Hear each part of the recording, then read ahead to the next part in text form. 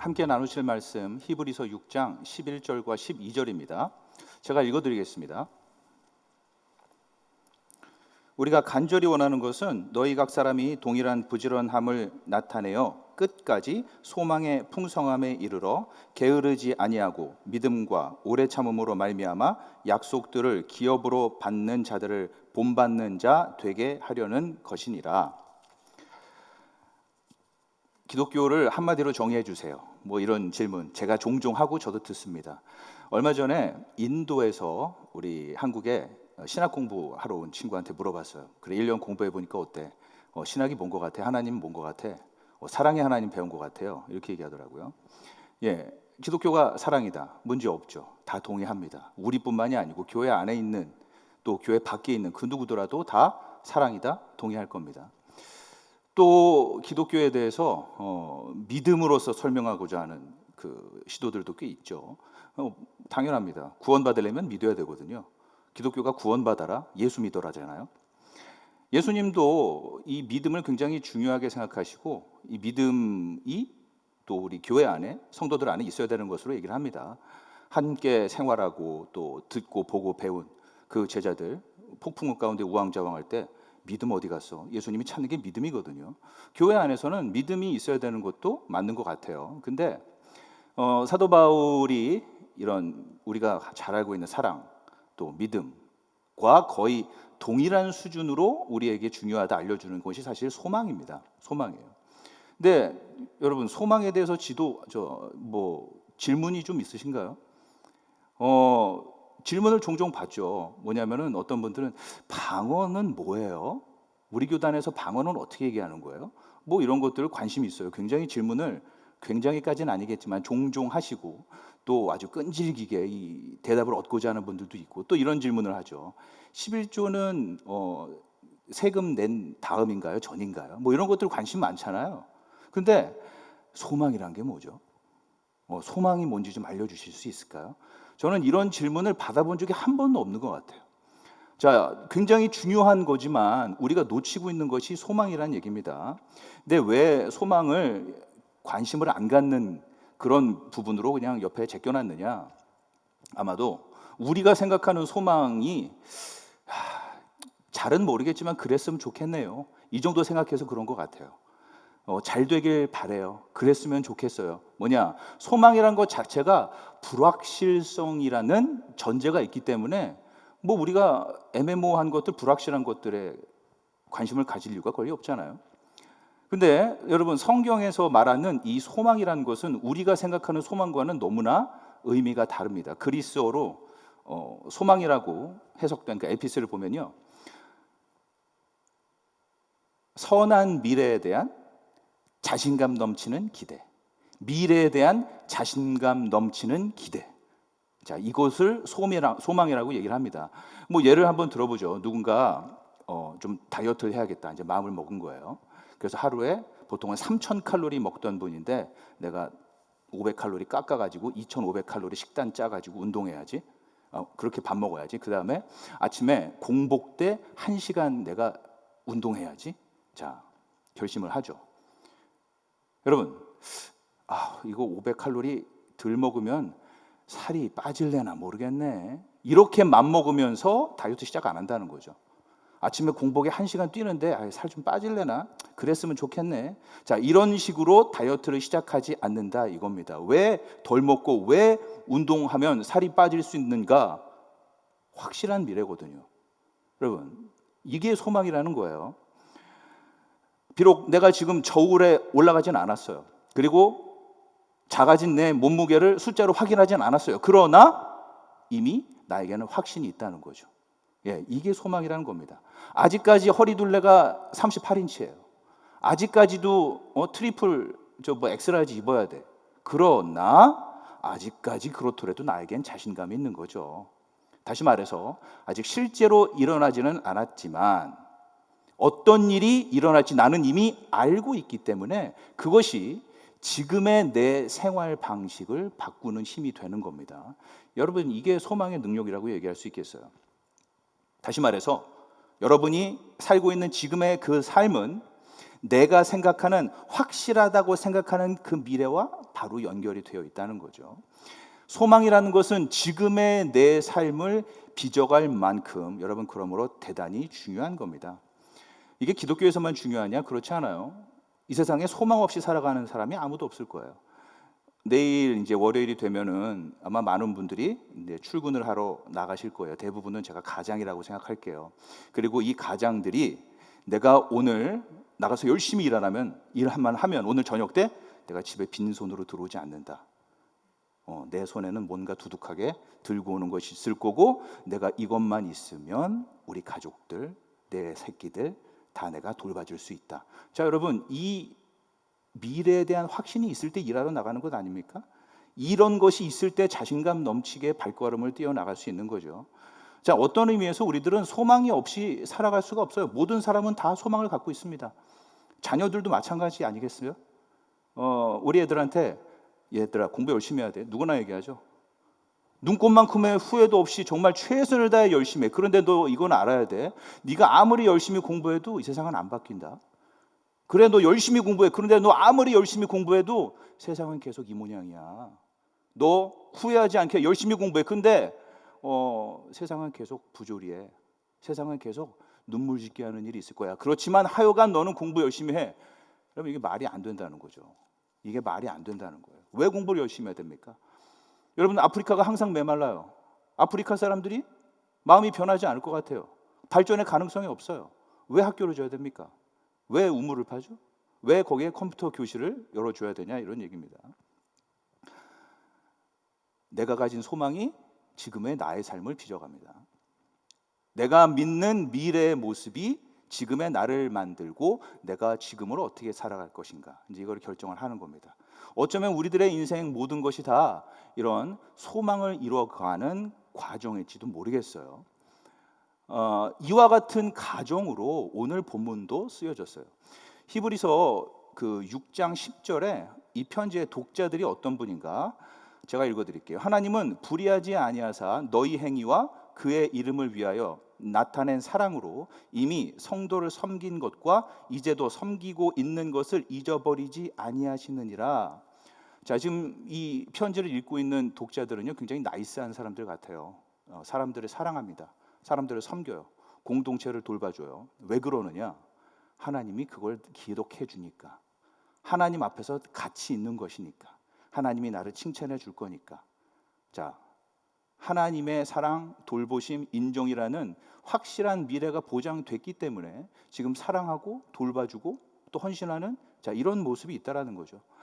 이 당시의 사람들, 또 현대 시대, 또 우리의 후손들 그 누구라도 이 세상에서 소망과 동떨어진 채 살아갈 수 있는 사람은 없다는 겁니다. 그런데 이제 여기서 문제가 있어요. 뭐냐? 소망이 우리한테는 필요한데 소망대로 안 돼요. 이게 이제 여러분 이 난제죠. 무슨 의미냐면은 우리 아기가 태어나잖아요. 아기 막 그 피부 좋죠. 뺑뺑하잖아요. 깐난 아기. 토실토실하고 그다음에 그 심장 얼마나 그 쫀득쫀득하겠어요. 탄력이 넘치겠어요. 여러분 이 갓난 아기가 결국 한계를 만난다는 거예요.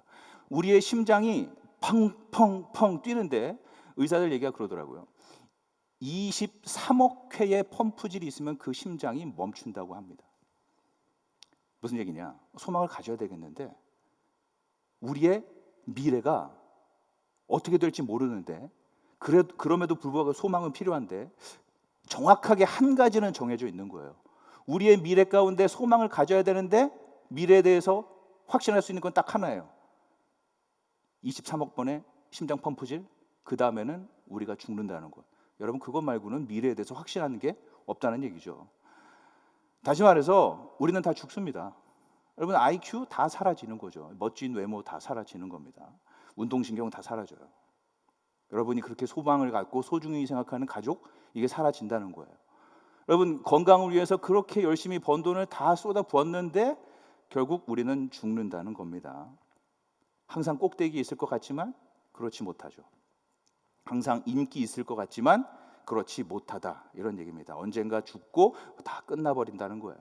여러분 요새는 안 하지만 옛날에 갓난쟁이 태어나면은 100일 잔치했었죠. 그게 무슨 얘기입니까? 고난을 뚫고 100일까지 생존했구나. 여러분 이거를 칭찬하면서 기뻐했던 거죠. 또 얼마 전까지 60세까지만 살아도 우리 이거 기뻐하지 않았습니까? 고난의 인생에서 60년을 버텼네. 여기에 대해서 축하하는 거죠. 그렇다면 여러분 뭐 100일 잔치 요새 누가 해요?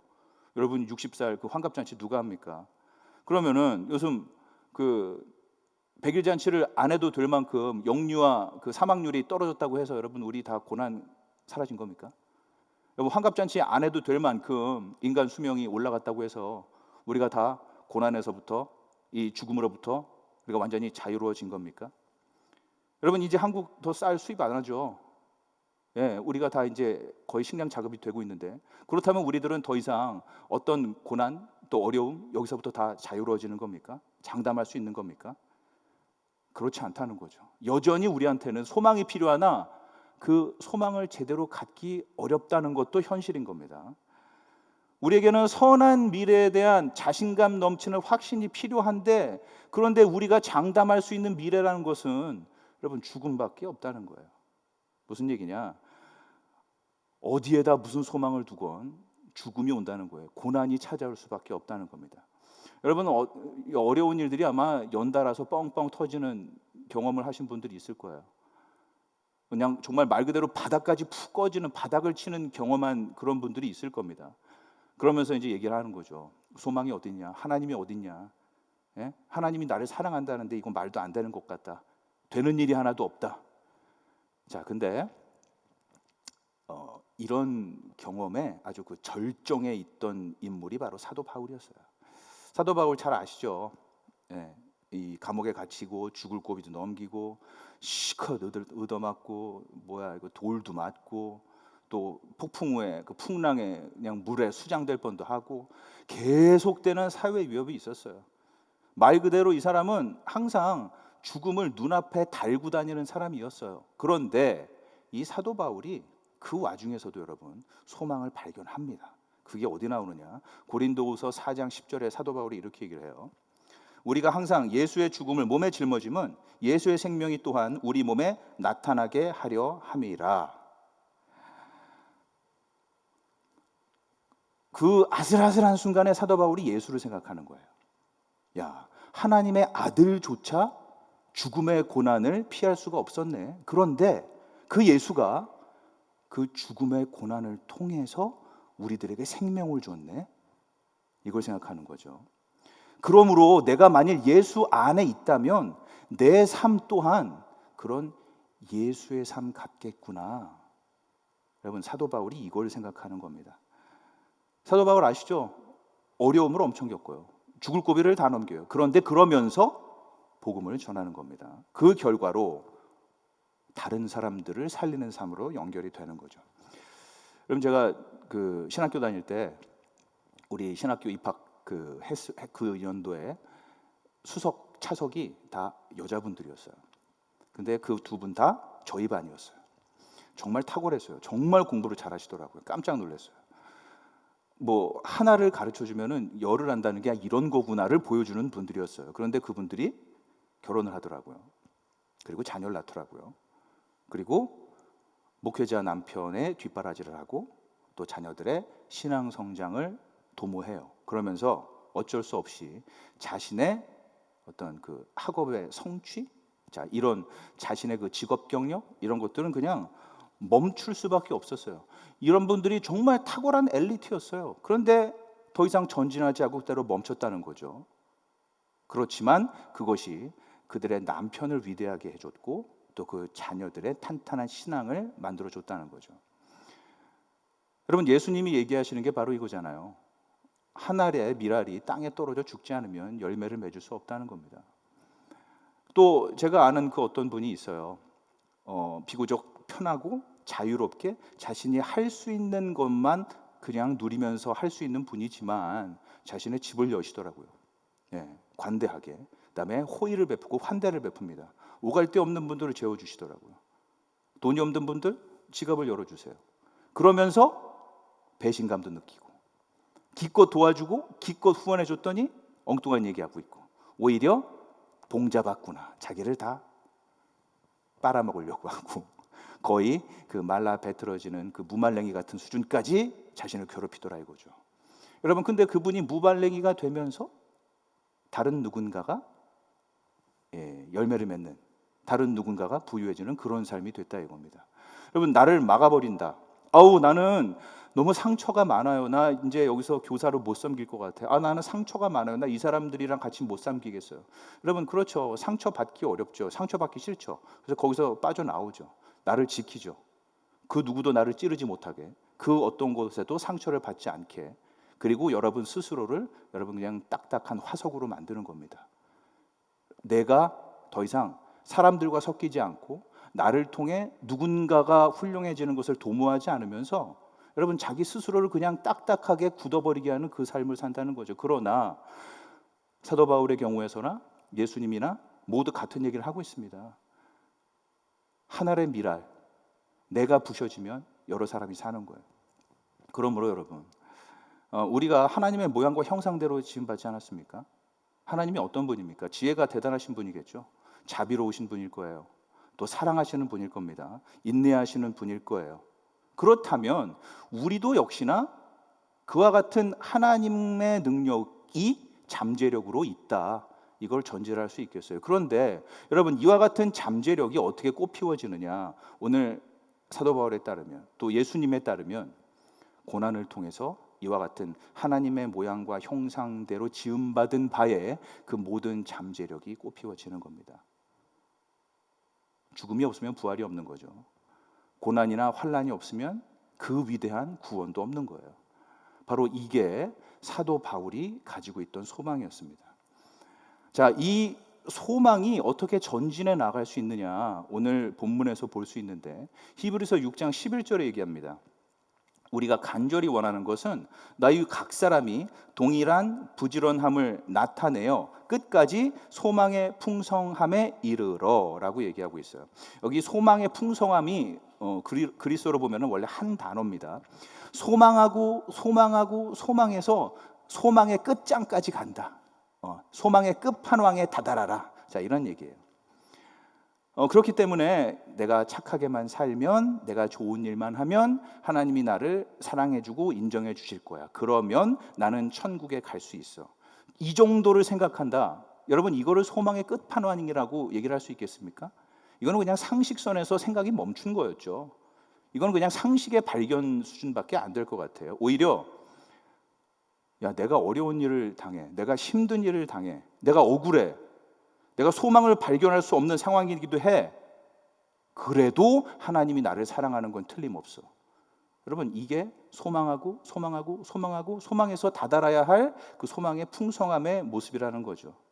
내가 이렇게 고통스럽지만, 내가 이렇게 분통이 터지지만, 그래도 하나님이 나와 함께하는 것이 틀림없어를 얘기할 수 있는 수준까지의 소망의 풍성함. 자, 이걸 얘기할 수 있어야겠다 얘기합니다. 앞서서 우리 예수 그리스도의 부활이라는 것이 고통을 통해서, 또 억울한 일, 사회 부조리를 통해서, 또 불합리한 여러 가지 사회 제도를 통해서도 이루어졌다라는 걸 얘기 나눴단 말이죠.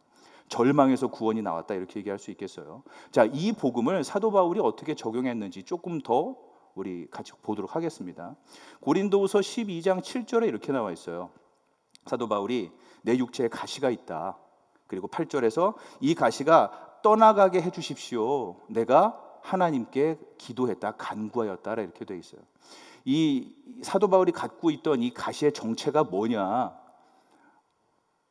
몰라요. 정확하게는 여러 가지 환경, 뭐 주변의 사람, 아니면 육신의 질병, 사실은 학설이 여러 가지 있습니다. 그런데 분명한 거는 사도 바울에게 고통이 있어요. 네, 그가 괴롭습니다.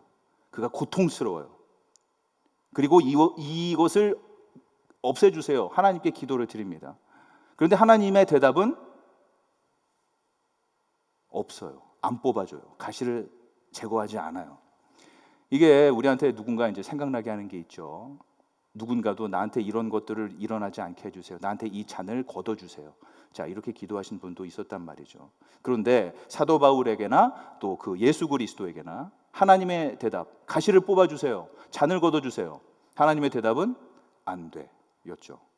왜 그럴까요? 고린도후서 12장 9절에 나와 있습니다. 내 은혜가 내게 족하도다. 이는 내 능력이 약한 데에서 온전하여 집니다. 네. 우리들에게 생명을 주시는 그 하나님의 능력이 우리들의 나약함을 통해 이 세상 가운데 밀려 들어옵니다. 여러분, 예수님께서 불평 없이 그 고난을 받았다는 것을 우리가 알고 있다면 우리 또한 불평 없이 고난을 받을 수도 있어요. 왜냐하면 예수에게 벌어졌던 그 똑같은 일이 나에게도 벌어질 수 있기 때문입니다. 만일 여러분께서 이제 눈앞에 막 어려운 일이 보이는 거예요. 내가 어떤 일을 겪어야 되는지, 내가 어디를 통과해야 될지 여러분 보이는 겁니다. 그럴 때 여러분은 어떤 얘기를 하십니까? 아, 무섭다. 글쎄 무슨 일이 벌어질까? 나 잘 모르겠어. 여러분, 그러나 만일 여러분이 소망의 풍성함에 다다랐다면 예수가 죽음에서 다시 살아났어. 그러니까 저 고난, 어떤 일이 나한테 벌어질지 모르지만 그래도 나는 결국 괜찮을 거야 를 얘기할 수 있어야 된다는 얘기입니다. 여러분, 실제로 지금 제가 뭐 가볍게 생각하는 게 아닙니다. 진짜 막 겁나는 상황을 지나고 있는 분들이 있을 거예요. 정말 살떨리게 무서운 상황을 지나가는 분들이 있을 겁니다. 그런데 바로 그와 같은 분들에게 사도 바울이 하는 얘기가 이겁니다. 나도 그랬어. 근데 내가 내 삶을 되돌아보잖아. 하나님이 나를 단단히 붙잡고 계셨더라고. 그리고 나는 그거를 소망이라고 얘기하고 싶어. 여러분, 소망의 풍성함이 뭡니까? 여러분의 지난 시절, 이 고난의 시절을 볼 때, 그래서 여러분 고독하고 내팽개친 것 같고 절망적이었던 시절이 있었을 때, 그러나 그 순간에도 돌아보니 아, 복음이라는 것이 내 안에서 능력으로 역사하고 있었구나.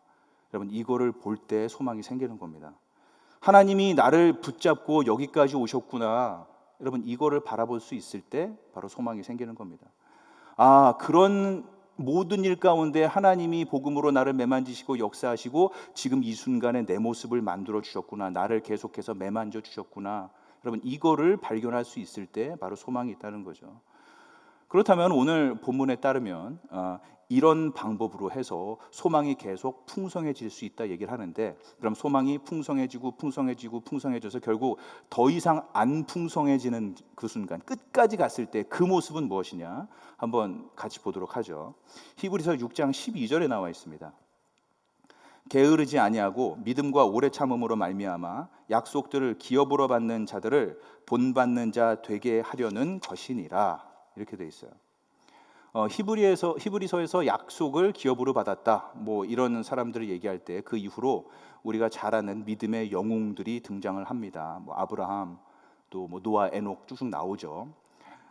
믿음의 약속, 이거를 통틀어서 그냥 한마디로 얘기하자면은 천국을 받은 사람, 제가 이렇게 얘기해 드릴 수 있겠어요. 다시 말해서 소망의 풍성함의 끝판은 천국에 소망을 두는 삶일 것이다, 이렇게 얘기하고 있습니다. 여러분, 천국이라면 여러분 어떤 생각을 하십니까? 병든 분이 만약에 천국을 갔다, 그럼 천국이란 곳은 내가 잃어버린 그 건강을 되찾는 곳이겠죠. 누군가를 위해서 그냥 내 청춘을 다 희생한 분이 천국을 갔다, 그럼 내 젊음을 되찾는 곳이 천국일 거예요. 아니면은 누군가 정말 하나님께 멋진 노래로 항상 찬송을 드리고 싶었는데 그걸 못 드린 사람이 천국을 갔다, 그럼 이 사람은 거기서 락스타가 되는 거겠죠. 바로 이게 천국일 거란 말입니다. 내가 못했던 것들을 할 수 있는 곳, 아니면 내가 잃어버린 것들을 다시 되찾는 곳, 뭐 이런 것이 천국이 될 수도 있겠어요. 그리고 그럴 거라고 생각을 합니다. 그렇지만 틀림없이 천국은 그 이상의 것이라고 생각을 해요. 제가 요 얘기를 하나 해드릴게요. 뭐 아는 분들은 아는 분들인데, 제 딸이 한 2년 전쯤에 굉장히 심각한 병을 앓아서 이제 죽을 고비를 겪었습니다. 한 7개월 동안 원인 모를 병 때문에 2주 입원, 2주 퇴원, 2주 입원, 2주 퇴원, 이거를 계속 반복했어요. 의사들도 병을 못 찾았어요. 이유가 뭔지.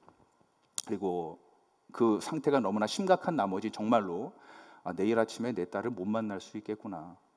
네, 정말 내일을 장담할 수 없는 그런 상황까지 아주 심각하게 저희 딸이 아팠던 적이 있었어요.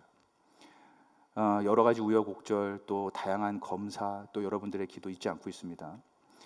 우리 딸이 퇴원을 할 수 있게 됐어요. 그리고 아직까지 완전하게 치유받지는 않았지만, 그래서 뭐 정기적으로 검사도 받아야 되지만, 여러분 그래도 주사를 한 대씩 맞으면서 계속 경과를 지켜보는 정도까지 지금 많이 회복이 됐단 말이죠. 여러분, 우리 딸이 병원에 들어가기 전에, 그 죽음의 고비를 겪기 전에 이 아빠가 물론 그 딸을 안 사랑했겠습니까? 엄청나게 사랑했죠. 그리고 그 딸이 그 고비를 넘겨서 집에 들어왔단 말이에요. 여전히 말 안 들어요. 여전히 이제 벌써 이 아빠한테 살살 배꼬는, 이 아빠 마음을 긁는 얘기를 해요. 거짓말도 하고 징글징글하게 말 안 듣고. 그리고 이 아빠는 여전히 분합니다. 약 올라요. 한 대 쥐어받고 싶죠. 그런데 그 죽음의 고비를 넘기고 나한테 다시 돌아온 그 딸에게, 여러분 그 순간 차마 펀치를 날릴 수가 없는 거죠. 여러분 그때 죽음의 고비 전에도 우리 딸을 사랑했어요. 그렇지만 지금 고비를 넘긴 그 죽음을 통해서 나한테 다시 찾아온, 여러분 그 딸은 그때보다 더 사랑스러워졌습니다. 무슨 얘기냐? 오히려 죽음의 고비가 내 딸에 대한 그 사랑을 더 발전시키는 거죠. 죽음을 통해서 오히려 내 딸에 대한 사랑이 배가 되는 거예요. 만약 그 죽음의 고비를 경험하지 않았다면 내가 지금 내 딸을 사랑하는 그 정도의 사랑은 불가능했을 겁니다. 여러분 제가 왜 이 천국을 얘기하느냐? 죽음이 나를 더 기쁘게도 할 수 있는 곳이 천국이라는 거예요. 죽음이 죽음으로 끝나는 게 아니라 오히려 내가 가질 수 있는 그 기쁨을 더 배가시키는 데도 사용될 수 있는 게 바로 천국인 거죠. 여러분 죽음을 맞설 수 있는 그 자원이 뭐냐? 죽음 이후에 더 큰 기쁨과 영광이 기다리고 있다는 걸 알면, 여러분 그러면 죽음까지도 맞서는 자원이 있을 수 있다는 거죠. 여러분 이와 같은 소망의 풍성함에 다다라서 천국을 소망하는 수준까지 여러분이 다다랐다면, 여러분 그 천국이 무엇인지를 정말로 이해하는 그와 같은 분이 되었다면, 아마 지금 여러분 밤에 잠 못 들게 하는 그 일들 있지 않습니까? 여러분 지금 여러분을 몸서리치게 하는 그런 일들 있지 않습니까? 심지어 그런 것조차 나의 기쁨을 위해서 사용될 수 있겠구나. 여러분 이 소망을 가질 수 있는 거죠. 정말 내 숨이 끊어질 만큼 고통스러운 이 환경조차도 나를 더 위대하게, 더 영광스럽게 발전시킬 수 있는 재료가 될 수 있구나. 여러분 바로 천국을 소망하는 이들이 이런 자원을 얻을 수 있다는 겁니다. 지금 여러분 잠 못 들게 하는 그 일들이 어쩌면 나중에 상상도 못할 그 기쁨의 통로로 사용될 수도 있다는 거예요. 물론 여러분 두말할 거 없이 고난은 악이에요. 하나님은 고난을 안 좋아합니다. 우리가 그걸 아는 거죠. 하지만 그럼에도 우리는 고난을 두려워하지 않습니다. 우리는 그 고난을 피하지 않아요. 왜냐? 하나님이 그 고난도 사용하실 수 있는 분이니까. 천국으로서 우리에게 그와 같은 하나님 능력을 보여주셨으니까. 고난은 악합니다. 하나님조차 고난을 기뻐하지 않으시지만, 그러나 그 하나님이 악조차 예수 안에서 어떻게 사용하셨는가, 죽음을 통해서 내가 어느 곳에 갈 수 있게 하시는 분인가를 알 수만 있다면, 그러면 그 하나님을 여러분 지금 고난 가운데 소망으로 붙잡을 수 있게 되는 거겠죠. 여러분 그렇다면 이 지금까지 얘기한 이 소망의 필요성, 누구나 다 있어야 되는 거잖아요. 그러나 이 소망의 불가능성, 제한이 있는 거잖아요. 그런데 그 제한된 인간적 차원에서의 삶과 소망을 하나님께서 어떻게 우리한테 생생하게 현실로서 경험하게 해주시는가, 요거 좀 더 얘기를 나눠보죠. 오늘 그 12절을 보시면은 이렇게 되어 있어요. 약속들을 기업으로 받는 자들을 본받는 자 되게 하려는 것이다, 이렇게 되어 있죠. 자, 뭐 제가 깊이 이거를 주의를 안 하지만 분명하게 얘기하는 것은 그와 같은 소망은 틀림없이 교회를 위한 겁니다. 바로 여러분을 위한 것이라는 거죠. 여러분, 왜 하나님이 자신을 소망의 하나님, 사도 바울이 로마서에서 하나님을 소망의 하나님으로 얘기하죠. 여러분, 왜 하나님이 소망의 하나님입니까? 왜 그러시는 거죠? 왜냐? 그분이 죄인의 미래에 대한 확신을 갖고 있기 때문이에요. 어떤 죄인이라도 내 아들 예수만 믿으면 반드시 구원받는다라는 그 죄인을 위한 자신감 넘치는 기대를 가진 분이 바로 하나님이기 때문입니다. 그분이 바로 소망의 하나님이기 때문이에요. 여러분, 예수 그리스도를 생각해 보세요. 평생에 그분처럼 간절하게 하나님만 찾고 하나님만을 소망한 분이 어디 있습니까? 그리고 그분이 그 인생의 가장 위험하고 아슬아슬한 순간, 정말 하나님의 사랑이 필요한 순간 외칩니다. 나의 하나님 왜 나를 버리십니까? 그분이 하나님의 사랑을 놓쳐요. 그분이 다시 말해서 소망을 놓치게 됩니다. 그러므로 우리가 바로 그 하나님을 만날 수 있게 하시는 거죠.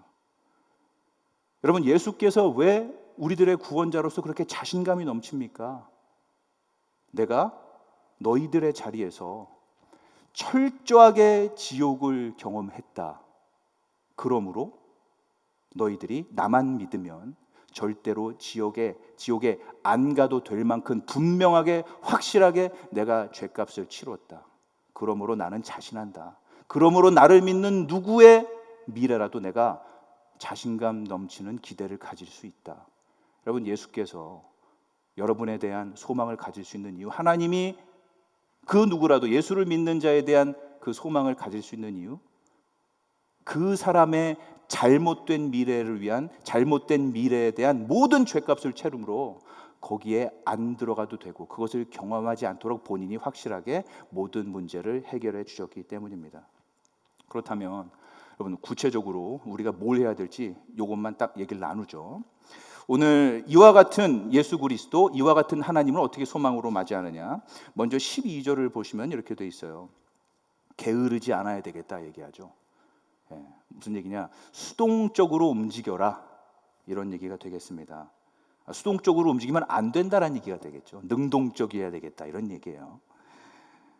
하나님, 예수 소망 되고 싶어요. 예수님 소망하고 싶어요.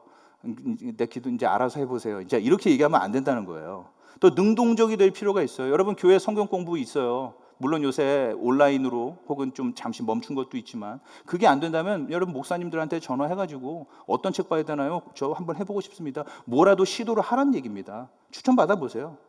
그냥 단순히 게으르지 않고 그래 내가 이제 그전에는 내가 내 인생에 못 경험해 봤던 뭔가를 좀 경험해 봐야지. 자, 나한테 좀 하나님 뭔가 좀 하나 던져주세요. 막 이런 차원이 아니라는 거죠. 적극적으로 진리를 찾을 준비를 해라. 첫 발을 띄십시오. 하나님을 발견하기 위해서 노력하십시오. 뭐라도 좋습니다. 그다음에 두 번째 11절 보시면은 우리가 간절하게 원한다, 이렇게 얘기가 돼 있어요. 그냥 책을 읽으세요. 아니면은 여러분 뭐 좋은 목사님들 강의 아니면은 설교 들으세요. 자, 문제집 있으면 문제 푸세요. 자, 이걸로 끝나면 안 된다는 거예요.